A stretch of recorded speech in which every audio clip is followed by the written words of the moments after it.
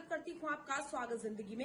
Faridabad supreme court के आदेश पर भले ही खोरी गांव के लोगों का आशियाना उजड़ गया हो, लेकिन उस जगह से अभी इन लोगों का मोहभंग नहीं हुआ है। इन लोगों को अभी भी आस है कि सुप्रीम कोर्ट उनके साथ न्याय करेगी और अपनी पुरानी जगह पर ही उनको मकानों के लिए जगह मिलेगी। स्वागत जिंदगी के लिए संवाददाता जितेंद्र बेनीवाल की रिपोर्ट।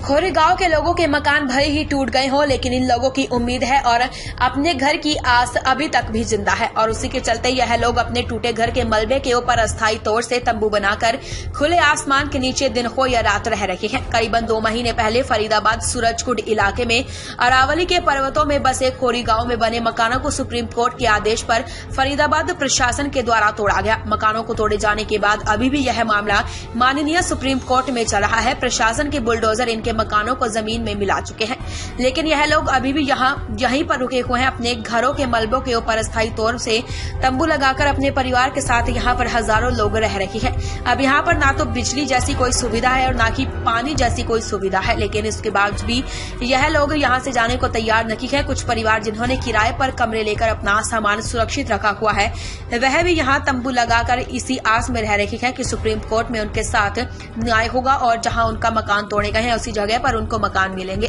सुप्रीम कोर्ट के आदेश पर फरीदाबाद प्रशासन इन लोगों के रहने के लिए मकानों की व्यवस्था करने में लगा हुआ है। फरीदाबाद प्रशासन के पास 19 सितंबर 2021 तक 2416 आवेदन प्राप्त हुए, जिनमें से 889 पात्र हैं। पात्र का मतलब है कि उनके पास दस्तावेज है, लेकिन परिवार की ना कोई सदस्य तंबू के नीचे यही और दिन रात गुजार रहा है। यूपी के रहने वाले लेकिन परिवार का कोई ना कोई सदस्य तंबू के नीचे यही दिनों रात गुजार रहा है। यूपी के रहने वाले सुभाष का परिवार एक तंबू के नीचे गुजर कर रहा है। उनकी बड़ी बेटी और छोटी बेटी दोनों ही स्कूल में पढ़ती हैं। सामान को रखने के लिए किराए पर कमरा लिया हुआ है, लेकिन अपने बच्चों के साथ दिन के समय यहीं पर रहते हैं। यहीं पर उनकी बेटी पढ़ाई करती है। ऐसे दर्जनों परिवार है जो यहाँ पर इस तंबू के नीचे इसलिए रह रहे हैं कि उनको अपने घर वापस चाहिए। मकान तोड़े जाने के बाद आर्थिक हालात को सुधारने के लिए लोग अपने घर के मलबे को साफ कर बेच रहे हैं। करीबन 70 वर्ष बुजुर्ग महिला पूरा दिन मलबे को साफ करती है तथा आर्थिक तौर पर उसको कुछ मदद मिल सके। लोगों का कहना है कि जब तक उनको उनके मकान वापस नहीं मिलेंगे तब तक वह यहां से वापस नहीं जाएंगे और इन लोगों को मकान भी यहीं पर चाहिए। लोगों ने कहा कि उनसे घर देने के नाम पर जो डिपॉजिट के लिए पैसे मांगे जा रहे हैं उतने पैसे उनके पास नहीं है और जिन फ्लैटों में उनको सिर्फ करने की बात कही जा रही है पैच, और जिन फ्लैटों में उनको शिफ्ट करने की बात कही जा रही है उनकी हालात बेहद खराब है। उन्होंने कहा है कि उनको यहीं पर छोटे छोटे टुकड़ों में प्लाट दे दिया जाए और उनकी किस्तें भरने को भी वह तैयार है। अम्मा, मकान टूट गए लेकिन तंबुओं में रहना पड़ रहा है, क्या वजह है? बेटा कैसे करे, 6000 किराया तो ना दियो जा। अब हम तो बेटा अब के एतवार तक नहीं लाएंगे सामान, नहीं चूल्हो रोटी फोटी सब नहीं करेंगे। तो अभी कैसे गुजारा किया जा रहा है, कैसे रह रहे हैं? हम बेटा ऐसे रह रहे हैं, एक लड़का मुँह पे तो एक मेरी बहन पे, 6-7 छोरियाँ, 6 बापें, 5 मुँह पे। तो बेटा गुजारा नहीं कर रहे हैं। सब्जी है तो आटो ना है, आटो तो बेटा सब्जी ना है, ऐसे गुजारा कर रहे हैं। धूप पड़ रही है, मलबा निकाल रहे हैं मकान का। तो किसी और जगह भी कमरा लिया हुआ है? हाँ, वहाँ लियो बेटा हमने कमरा लकरपुर, यहाँ से उठ के जब टूट गई जब लकरपुर ही लियो। तो कितने समय से रह रहे थे आप लोग यहाँ पे? यहाँ बेटा हमने गई जब काके बाबा क्या नाम है? त्रिलोकचंद, ये बताइए, घर टूट गया है, यहीं पे रह रहे हैं, तंबू बनाए हुए हैं, क्यों क्या भाई? क्या है, जब जो सरकार ने कर दिया वो अपना बच्चे में तो वो निभाना बच्चे। हम तो मारे भी गए, तोड़ भी गए, मारे भी तो हमें बहुत है। तो तंबू बना के क्यों रह रहे हैं? और काय में रहे, बताइए, बता मूंद बारिश आवा कहाँ जाऊँ? तो फिर अब सर्दियाँ आ रही हैं, सर्दी आ रही नहीं पड़ रहेंगे बेटे, और कहाँ जाएंगे? बालकोन में तो कमरा ले लिया, हम तो यहीं पड़े। वो भी ये बताइए किस तरह के हालात में रह रहे हैं, तंबुओं में रह रहे हैं, क्या वजह है? तंबू में रहे तो भैया मजबूरी है।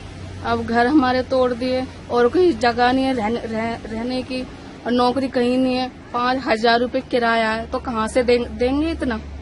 जो है वो यही है। अब सर्दी आ रही है, छोटे छोटे बच्चे हैं, कैसे कैसे रह रहे हैं हम।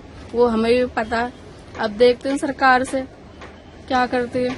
अब इतने वो फ्लैट दे रहे हैं, 5 लाख रुपए उन्हें देंगे तो कहाँ से करेंगे। 5 लाख होते तो फिर हम यहीं होते। जी मेरा नाम मंजू है।